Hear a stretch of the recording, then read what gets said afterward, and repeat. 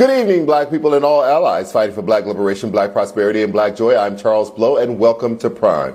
Today, we commemorate and honor the life and work of Reverend Dr. Martin Luther King Jr., exalted for his commitment to civil rights, economic equality, and the freedom for all. He is one of the most remarkable Americans this country has ever produced. His leadership of the Montgomery bus boycott and the March on Washington, and his service as the first president of the Southern Christian Leadership Conference helped secure passage of the Civil Rights Act of 1964 and the Voting Rights Act of 1965. Both bills fundamentally improved the lives of black people in this country while revolutionizing black politics. Ironically, for a nation founded on democracy, the Voting Rights Act was considered one of the most far-reaching pieces of civil rights legislation at the time of its passage, and voting rights have been under attack ever since. The weapon used against voting rights? The filibuster. Dr. King himself was critical of the filibuster, saying in a 1963 press conference, "The tragedy is that we have a Congress with the Senate that has a minority of misguided senators who will use the filibuster to keep the majority of people from even voting." Dr. King's son, Martin Luther King III, has organized a campaign to pressure the Senate to pass the John Lewis Voting Rights Act and the Freedom to Vote Act to ensure fair and equitable elections. Dubbed "No Celebration Without Legislation," it calls for the public on MLK Day to urge those in the Senate to end the filibuster's blockage of voting rights legislation in lieu of celebrating. Joining us to discuss the legacy of Dr. King and the fight for voting rights, past and present, is co-chair of the Poor People's Campaign, Bishop William Barber. Barber, first, I just want to, before we dive into the politics, to just give us your reflections on the importance of Dr. King himself on this day. Charles, thank you for that question. Let me go into the Bible and quote one passage of scripture that we ought to always remember, and we deal with prophetic voices like Dr. King. This is Matthew chapter 23, where Jesus says, "Woe unto those who love the tombs of the prophets." One of the great dangers in remembering people like Dr. King is either to idolize them as an individual. He was not an individual. He was a part of a community.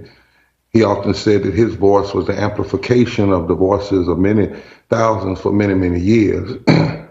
And a lot of people love the tombs of the prophets when they're safely dead. And then what happens in the tomb, we start getting bits and pieces pulled out about their memory. And a lot of time that's driven by a kind of corporate memory bank. But I mean corporate profiteers, because they don't want us to remember real prophets and real positions. So on this day, we need to grab a hold of the radical Martin Luther King. We need to remember when he said, we must also realize that the problems of racial injustice and economic injustice cannot be solved without a radical redistribution of political and economic power. We must remember the Dr. King that said the great fear of the Southern aristocracy was the masses of Negro and white people, poor people joining together, forming a powerful coalition that could redo the economic architecture of the nation. We must get a hold of the Dr. King that when he finished speaking at Riverside, 72% of white Americans did not like him. 50% of black Americans did not like him. Almost every civil rights group wrote resolutions against him, and he lost his invitation to the White House. This is where he was when he started talking about the two Americas, and he joined with the welfare rights women and others to call for a mass poor people's campaign. And so on this day, we must remember, but we must be careful that we don't dismember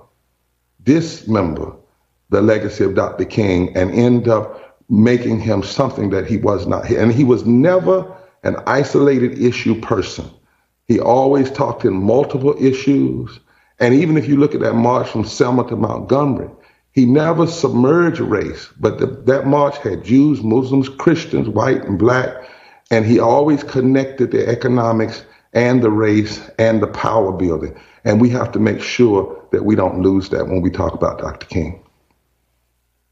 That's an excellent point. Now, I just want to shift quickly to the politics of the moment. The voting rights bills are expected to fail this week. Is there any chance that they don't? Well, you never know. I want to tell you the first big mistake that some people made is you don't allow politicians to set the deadline on your victory. The campaigns of the movement, like Birmingham, Montgomery, they never allowed the politicians or the oppressors to say when the campaign was over or when they would, win. Their basically was, our deadline is victory. So part of the problem is, and you've talked about this, we should have done this right out of the gate. We should have never separated, and we've been saying this, the infrastructure of our democracy, which was voting, the infrastructure of our daily lives, which was investment in poor and low wealth people.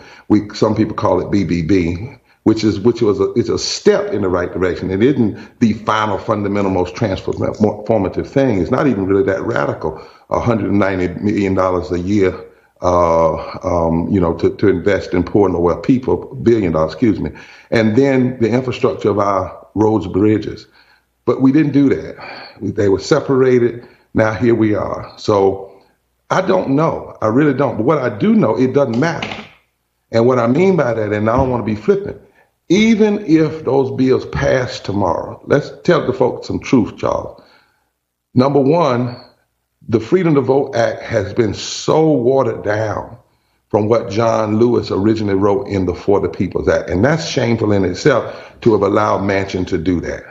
Number two, the delay of not trying to pass until now has allowed 19 states to pass bills that can't be and gerrymandering plans. And the gerrymandering plans, there's no grandfather clauses in these two bills that will allow you to go back and undo them. So the delay is a part of what I think Manchin and Sinema was trying to do, give these states time to pass some things.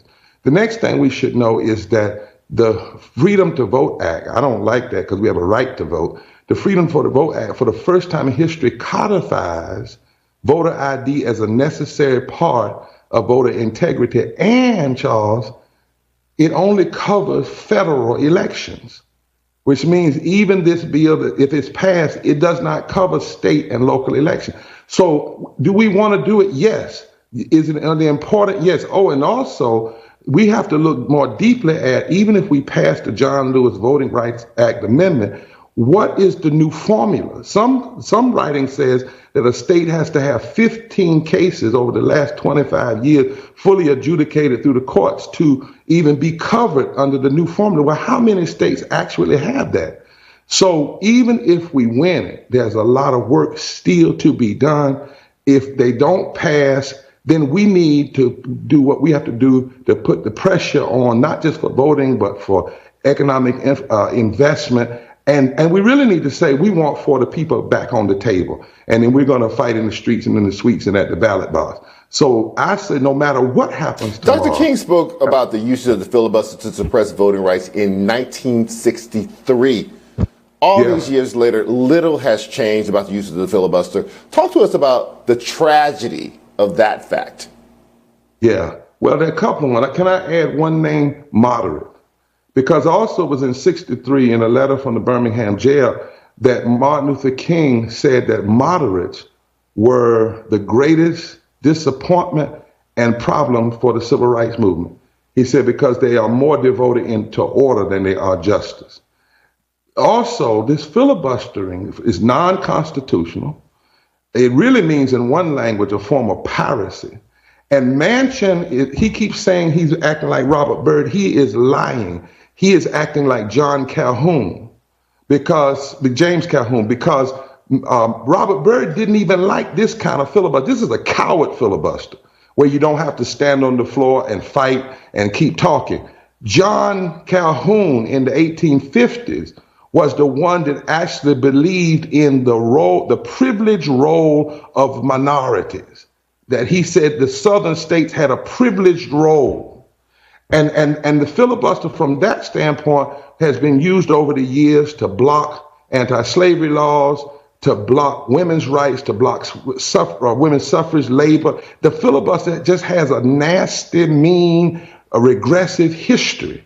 And the fact that we're still even dealing with it in the United States Senate, and that Manchin and Sinema have picked it up along with McConnell is just wrong. And the fact that the president and others didn't start out, first of all, putting a face on this problem and going to West Virginia. You know, we begged them, go to West Virginia, go to Arizona, bring some moral leaders into the Oval Office, bring impacted people, and then give them the mic and show how this filibuster is hurting all people. We're talking about the filibuster, Charles, is blocking 31 million families from getting child income tax credit, 6 million families from getting health care, 17 million families from getting economic earned income tax credit. This filibuster is going to allow 55 million Americans to lose the processes they used to vote in 2020 because of the new bills that are being passed in the state. The filibuster is hurting 45. The poor and lower people make up 45% of the voting bloc in battleground states. That's what this filibuster, and the filibuster, lastly, is protecting the agenda of the U.S. Chamber of Commerce, which is two. They want to block voting rights to disempower the ability of people to vote so that they can then put people in office that will pass policies that will allow them to basically control who benefits from the $21 trillion gross domestic product.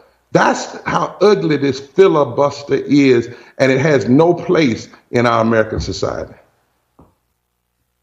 Bishop Barber, I want to thank you, as always, for joining us tonight. Happy MLK Day, and it is great to see that you have recovered from your bout with COVID. Thank you so much, sir.